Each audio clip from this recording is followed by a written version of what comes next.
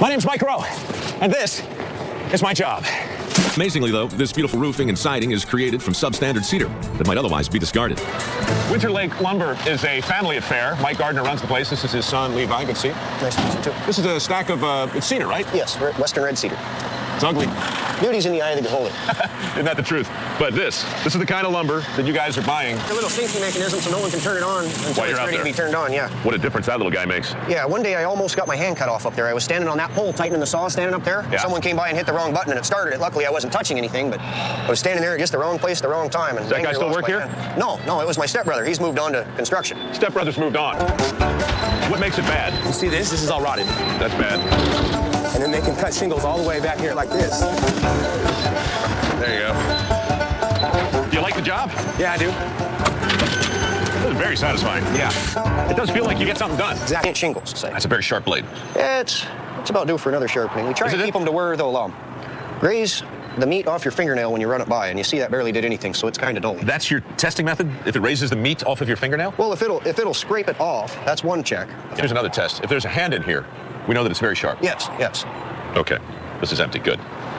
All right. I think I'd like to see this thing in action. Okay. The first thing I recommend doing is rolling up your sleeve here, because you don't want anything to get tangled up in this blade here, because it could, lead to a potential problem.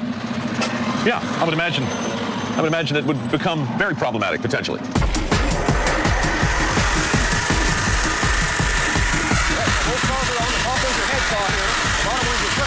This whole routine. And I'm going to level with you. I didn't hear a damn thing you were saying while this was going on. You said you got number ones and number twos? Yes. All right, explain the difference again. A number one is a perfect vertical grain shingle, more like this one here, with no defect from tip to tail. No, vertically pure. Yes. No defect, tip to tail. Yes. Okay, this is a number one. And the number ones go where? Right down here. These guys produce over 3 million shakes and shingles yearly. Might as well do my share.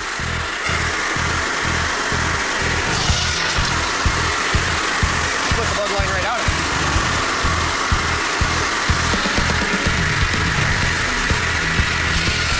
I don't know what I'm doing. I don't know why I did that.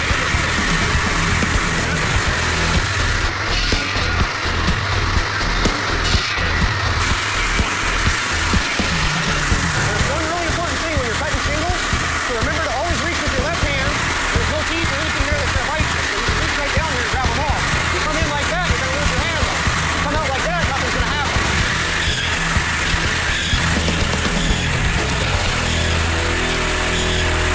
Of course, the longer you work here, the faster you get.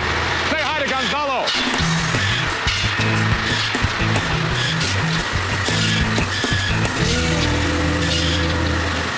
Coming up.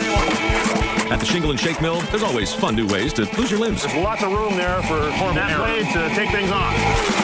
Or your life.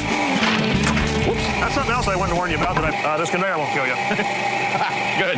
Maybe This later. one will. Yeah, I can see that. Yeah, get your arm in here, you're gone. I'm going to pay close attention now. Okay, Talk me through it. Okay, we're up here on the table. And you got to set your height. As you can see, it goes up, down. So you raise this up until the block's about midway. Else I wanted to warn you about that I forgot. Yeah. If the board don't come all the way out, and you let the foot off the pedal, the gauge slams back. If your hand happens to be a hold of the board with your thumb between the board and the block and it slams back, The hand and the gauge will meet, and neither will refuse the meeting. and you won't be able to saw when we get to the next step. So be careful.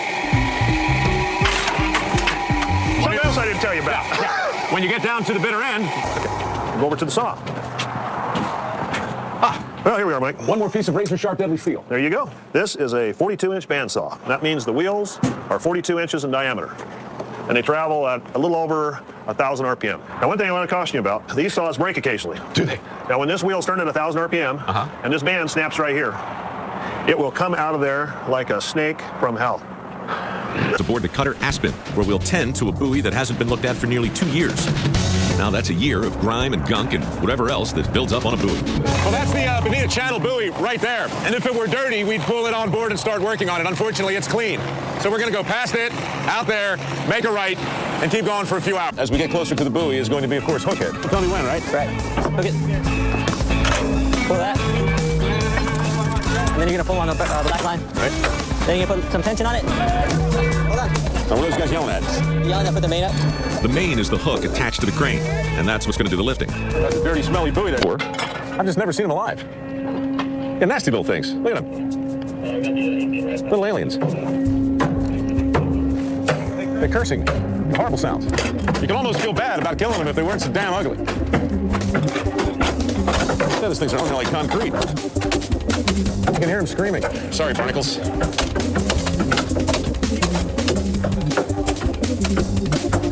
This is insane.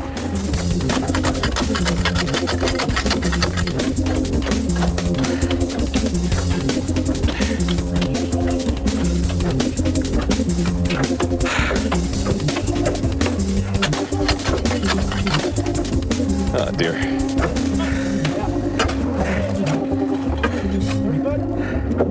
I'm thinking there's got to be an easier way.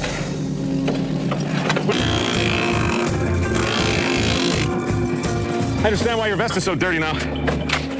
Coming up, Next part of this, what we call shooting a tube. shooting the tube inside a buoy. Are you sure this is a job? It's a bad job, but it's a job.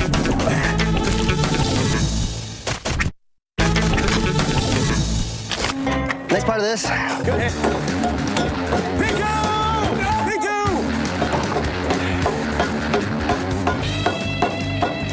Dump it! How'd we do?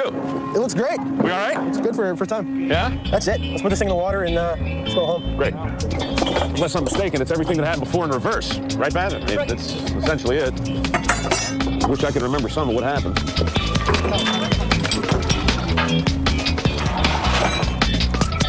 That's crossback! He's crossed it! He's crossback. Yeah, that's good. That's good. Yeah, we're going to have to make some adjustments You here. got a big That's- dome.